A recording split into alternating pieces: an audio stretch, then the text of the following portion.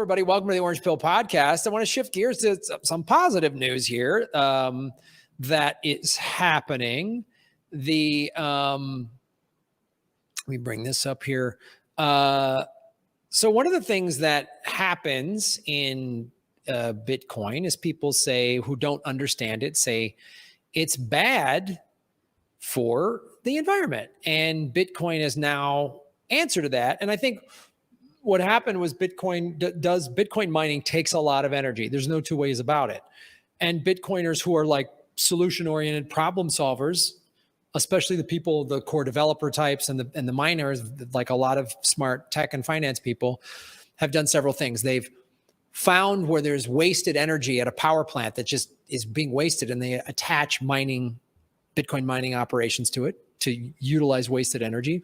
And then they've created a lot of green energy. Like there's a project that's being set up here in El Salvador that's Volcano Energy that is using green energy for Bitcoin mining. And there's these green energy projects all over the place. I did a story on my other show, Political Vigilante, about the Navajo reservation in America using solar power to run Bitcoin mining. So there's a new project here. And again, as we were just talking about, America's just so hell-bent on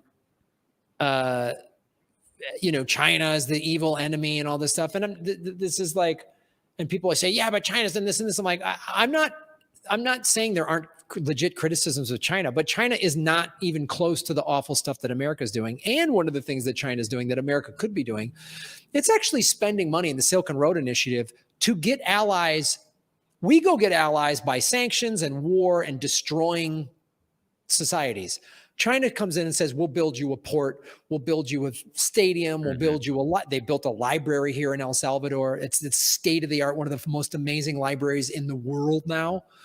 And sure, China has people go, yeah, but they got strings attached. Of course they do.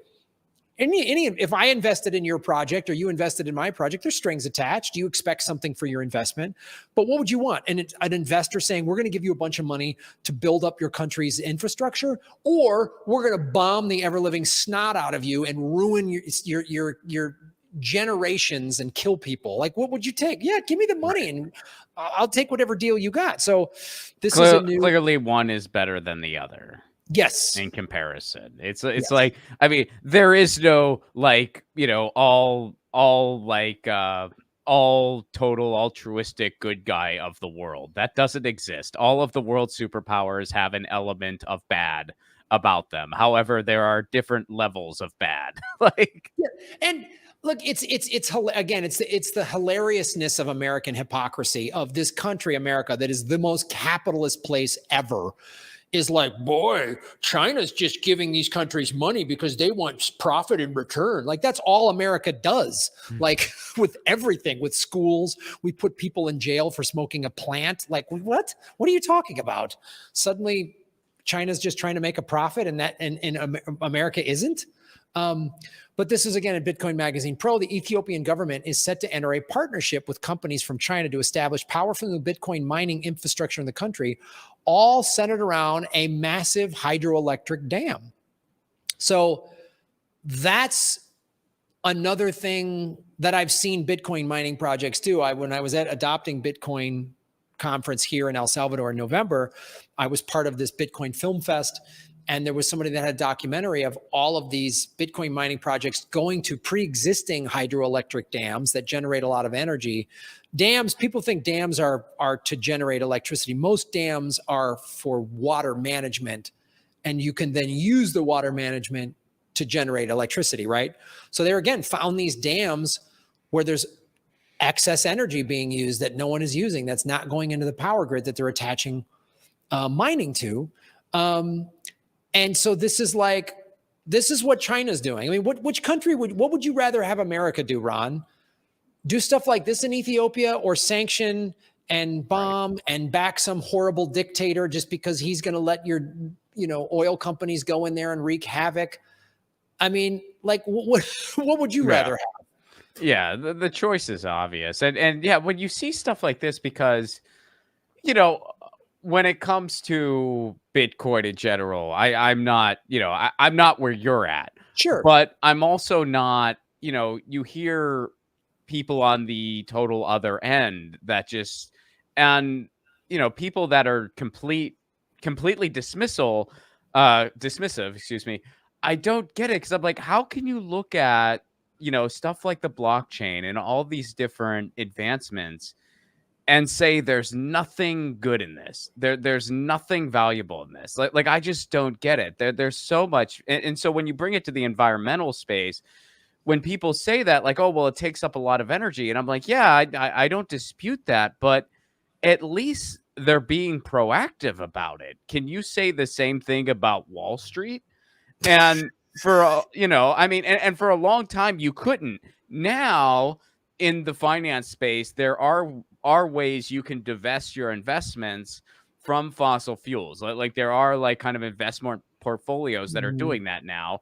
But the reason I think part of the reason they're doing that is because cryptocurrencies first started to try to green their processes. Like they did it first, and then you saw, the traditional finance market, however you want to put it, then you saw them kind of follow. Because all that being said, there's still like horrific fossil fuel investments that go on every freaking day. Well, you bring up a great point, and again, it's sort of, this is how it's the same thing we were talking about with Assange. It's the same propaganda tactic that, like, I think a lot of the central banks and people and politicians that are going to lose their people like Liz Warren and a lot of American politicians in both parties that are like, we're going to lose our power. We can't sanction people. It's the same thing. They just hear something like Bitcoin's bad for the environment. Yeah. And they go, oh, I read Liz Warren's tweet, so it must be bad for the environment, without just doing some basic logical extrapolations of like, Bitcoin uses a lot of energy. Yes, it does. Do you want to add up just amount of energy that ATMs use? Do you want to just total that one up, right? Just off the, right now, like what ATMs and brick and mortar banks use? And you brought up Wall Street, how much energy Wall Street just uses in terms of their physical infrastructure.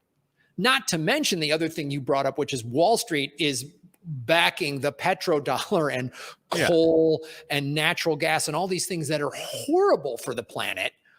Where Bitcoin, this is the thing I love about it, it's adaptive. It goes, oh yes, these mining rigs, which are basically just hard drives. And so, they're going to take up, like, if we were to pack this room full of Bitcoin mining things, be basically a bunch of hard drives running 24/7, it would use 5 to 10 times the amount of energy that we're using right now just to run this show.